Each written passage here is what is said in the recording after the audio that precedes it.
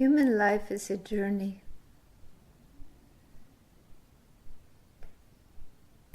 A journey from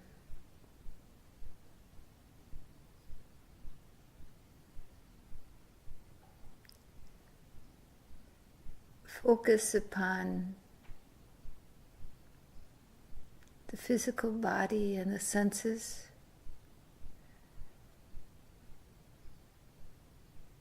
and your experience of the world, to a deep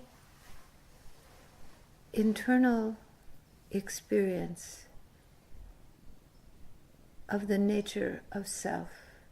Consciousness, aware being, is connected to mind. The mind in a human body is connected to the brain, the nervous system, and the endocrine system. So, from the subtle body comes the message to the physical body, to the nervous system, to the endocrine system, to the glands and subglands, and to the brain. And from the senses in the world come messages that stimulate the senses and the nervous system and the mental functions that are connected to the brain. But there are mental functions that the human mind is capable of that are not connected to the brain.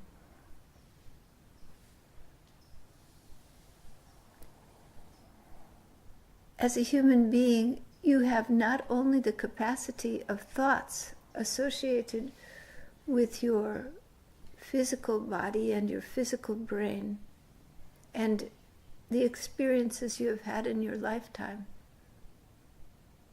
but you have the capacity of knowledge and experience that comes from an intuitional realm rather than your day-to-day life.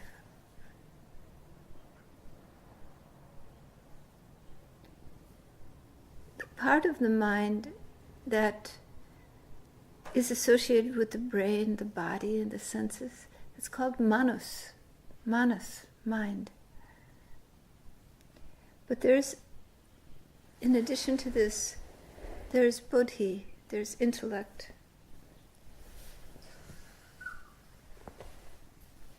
Sorry, I'm having a problem with kitty scratching me.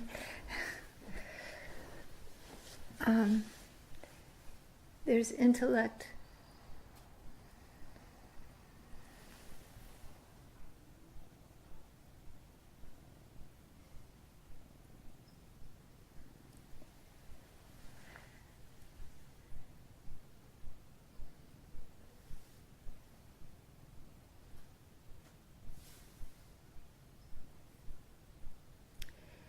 And there's intuition. So there's the part of the intellect that the mind is in layers called koshas. And these layers of the mind, there are 5 of them, they operate differently. So the part of mind that is manas is the part of the mind, the kamamaya kosha, which deals with the processing sensory information.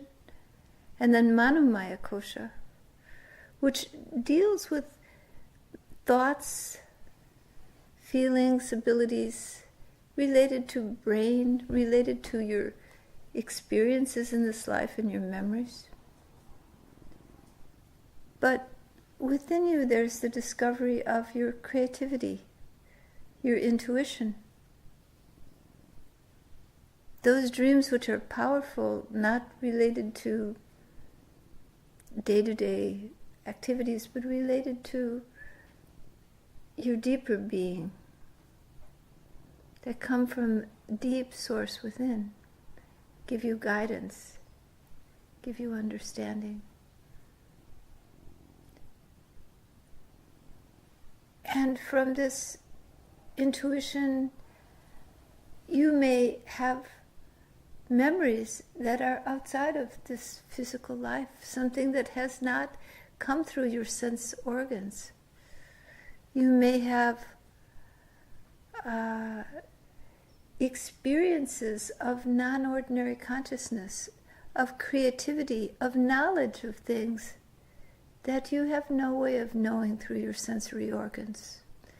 You know who's on the telephone. You know that somebody's going to come. You have a feeling about a friend in trouble far away. This is intuitional mind. That intuitional mind is the source of clairvoyance, clairaudience, and all those, the intuitive capacities that are not related to brain function and are not the result of information you've taken in through your senses. So human life is a discovery of all of these different experiences. At first, the small child, the baby, knows that they know when they're hungry, they know when mother is there, they know when their needs are met. They're very much in the experience of the body, though some young ones are also out of the body, experiencing those intuitive realms, but then they come into the body. And then the life process begins of discovering the deeper aspects of yourself. And as you are in that process of discovery, the psychic realms, the intuitive realms, the creative realms, where beautiful songs come to you and great dreams and visions, they seem to come from afar, and they form themselves within your mind, and then you know them. And so, but there is even a more subtle realm than this. The realm of Vijnanamaya Kosha, the realm of knowledge. In this realm, there is no past, no present and future. Past, present, and future are simultaneous.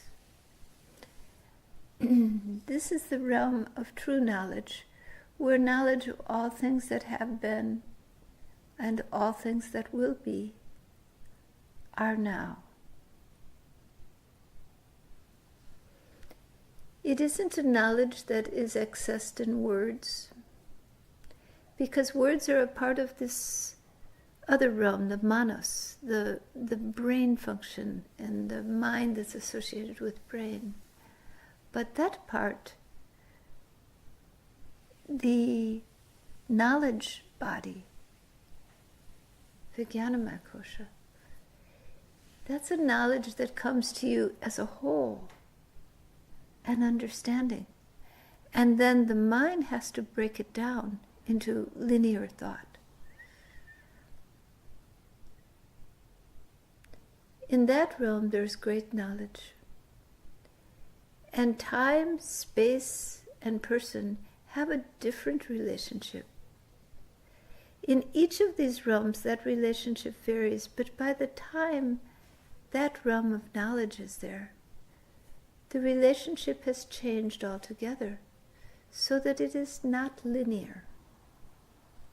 All is existing at the same time, in the same place. And beyond the knowledge realm, there is the realm of bliss, Hiranyamaya Kosha or Anandamaya Kosha. This is the realm of bliss. It is the realm of love. It is not the opening of the great knowledge of the universe stored within the cosmic mind, but it is opening to the cosmic essence, to the cosmic self. It is the layer just before the Atman, The Atman is your soul, your spirit, your true self, the self of yourself. And this life is an opportunity to discover your Atman, your true self. The Hiranyamaya kosha has the clearest reflection of that self that is you. And so when your awareness, when your consciousness comes to this realm, people experience bliss. They experience an overwhelming love, a joy, a unity of being, where the separation of I and thou begins to become very thin, begins to dissolve, and you feel the oneness of love, the harmony of creation, oftentimes accompanied by a great white light.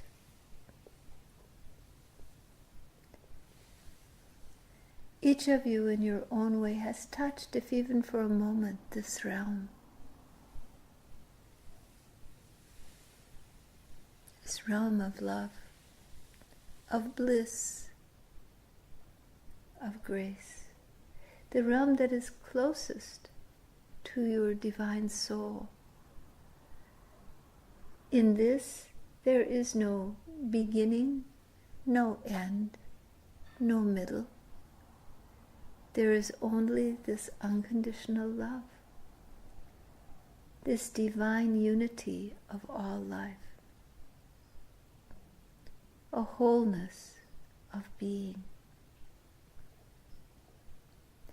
And beyond this, the realms of the mind dissolve. There is the Atman, the self, no mind, conscious, intelligent awareness, beingness, the knower, the one who knows that you exist, the you that witnesses every experience of your life, the you that witnesses all of the sensory information, all of the experiences of the body, all of the experiences of intuition, all of the knowledge that comes, all of the bliss of love. There is a knower, a witness, a being that is self-aware and intelligent. That is you. But many times, there is so much that is witnessed that the witness becomes merged in the experience of witnessing, and you're lost in the world. You're lost in the movie of your life. You're lost in the experiences, and you do not have the sense of self. But when you can begin to separate your self-awareness from all that it is seeing, knowing, witnessing, then you begin to feel this self that is you, that is self-aware being. And you realize that self is no different than the self of all beings. It's the same self, the same one. So to know everything, to know all, first you must know one, your very own self, your Atman. And when you know the Atman, when you know the infinite self of your own true, aware, intelligent consciousness that is witnessing every word being said now, every experience. Who knows the words being said? Who is the knower of your experience? That is the Atman.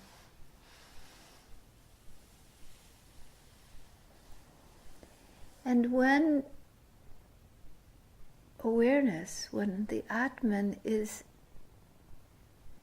seen, knows itself, it's like the drop of water dropped into the ocean. There is no difference between the ocean and the drop. The Atman is only distinguished from the ocean because it happens to be witnessing your experience of you. But when you move beyond the experience of you to the one who is experiencing you, to the one who is knowing you, that one, that is the same as the ocean itself, the ocean of being, the ocean of truth, the unitary whole, the substance of the universe.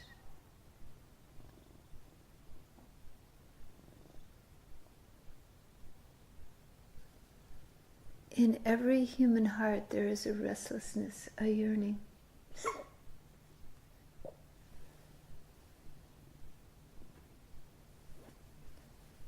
It's also in those in the other animal forms. There's a restlessness, a yearning, a desire to find wholeness, fulfillment, unconditional love. A desire to end the separation. There is a pain in every heart, the pain of duality, the pain of separation. And life is a journey to discover how to resolve that pain, how to go beneath the surface of appearance and find the truth of your own being, where that pain that is in every human heart is in your heart. That pain of separation is resolved. Because the pain, though the pain is real, it is an illusion.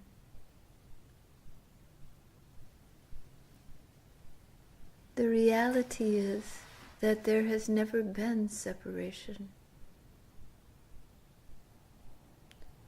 All forms are a part of one eternal existence. All of creation is formed, abides, and dissolves within the mind of Brahma, that infinite self of all beings.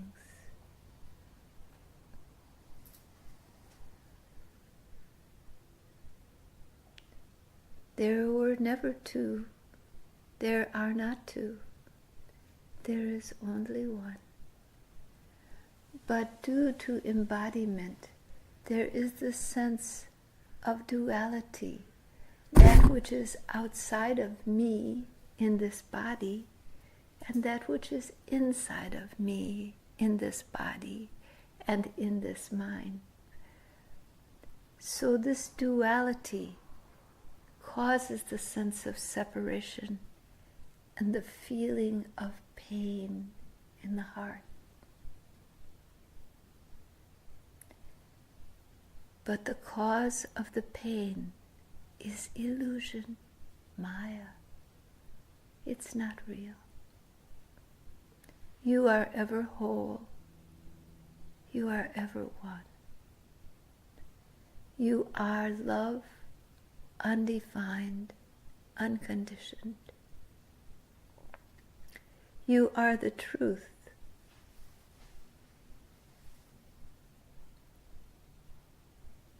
The deepest truth. In your essence, when all the illusions and beliefs have faded away, when all the thoughts are gone, all the fears resolved,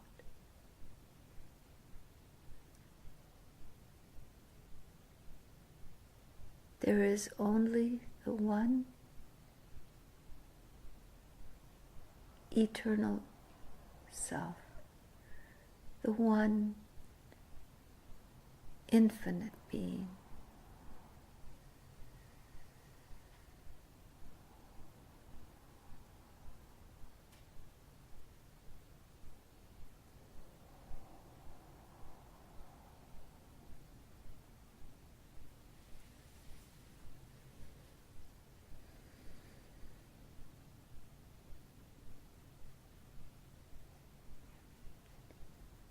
And the journey is to move from darkness to light, from death to immortality,